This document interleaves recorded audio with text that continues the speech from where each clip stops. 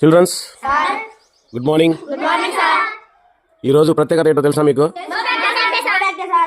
Okay, అది మనకి ప్రతి శనివారం నో బ్యాగ్ డే ఉంటుంది. వారంలో నెలలో మనకు 3 రోజులు నో బ్యాగ్ డేస్ ఉంటాయి. మరి ఈరోజు ఫిబ్రవరి 28 ప్రత్యేకత ఏమిటి? ఈరోజు సైన్స్ డే. ఎందుకని తెలుసా మీకు? మన భారతదేశ గొప్ప భౌతిక శాస్త్రవేత్త ఒక ఆయన ఉన్నాడు.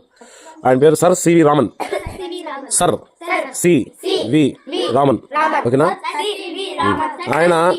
ఆయన కనిపెట్టినటువంటి ఒక ప్రయోగానికి ఫిబ్రవరి 28వ తారీఖు ఆయనకి నోబెల్ బహుమతి వచ్చింది. నోబెల్ బహుమతి అంటే ఏమిటి తెలుసా? నోబెల్ బహుమతి అనేది ఏదైనా ఒక రంగంలో విశేషమైనటువంటి కృషి చేసిన వారికి ఇస్తారు. అందులో విజ్ఞాన శాస్త్రం, భౌతిక శాస్త్రం, తర్వాత మనకి ఆర్థిక శాస్త్రం, సాహిత్యం, ఇంకా రసాయన శాస్త్రం, ఇంకా మొదలైనటువంటి రంగాల్లో మనకి ఈ నోబెల్ బహుమతి అనేది ఇస్తారనమాట. కాబట్టి అంతటి గొప్ప వ్యక్తి సర్ సివి రామన్ గారు. మరి ఆయన ఏం కనిపెట్టారంటే, ఆయన చేసినటువంటి ప్రయోగాన్ని రామన్ ఎఫెక్ట్ అని అంటారు. రామన్ ఎఫెక్ట్ అని ఎందుకంటారంటే, ఆయన కనిపెట్టిన విషయం ఏంటంటే, మామూలుగా నీళ్లు మనం తీసుకుంటే చేతిలోకి దానికి ఒక రంగు రుచి అంటూ ఏం లేదు, అవునా? మరి ఆకాశానికి ఒక రంగు ఉందా? ఏ రంగు ఉంది? మనకు కనబడే కలర్ ఏంటి? Blue colour. ఇప్పుడు ఈ భూమిని మనం అంతరిక్షం నుంచి చూస్తే మన భూమి మీద ఈ బ్లూ కలర్ కనబడదు, బ్లాక్గా ఉంటుంది. అంటే అంతరిక్షం అంతా నల్లగా ఉంటుంది కదా, చీకట్లో ఉంటుంది. చీకట్లో ఉన్నటువంటి నక్షత్రాలు అంటే మనకు దగ్గరలో ఉన్న నక్షత్రం సూర్యుడు. ఆ సూర్యుడు చుట్టూ తిరిగేటువంటి గ్రహాలు మన 8 గ్రహాలు, అందులో మనది 3వ గ్రహం. అయితే ఆ సూర్యుని కాంతి మన భూమి మీద పడుతుంది కాబట్టి మన భూమి అనేది మనకు కనిపిస్తుంటుంది, వెలుగుతూ ఉంటుంది. అంతరిక్షంలో భూమి కాంతి పడిన చోట పగలుగా, కాంతి పడిన చోట రాత్రిగా మనకి కనిపిస్తుంటుంది. మరి భూమి మీద ఉన్న మనకి రంగులు అనేవి చాలా ఉన్నాయి కదా, రంగులు మనకి చాలా రకాలు ఉన్నాయి. కానీ మరి ఆకాశం నీలం రంగులోనే ఎందుకు కనిపిస్తుంది? ఈ ప్రశ్నకి సమాధానం ఆ రోజులు ఎవరు చెప్పలేకపోయారు.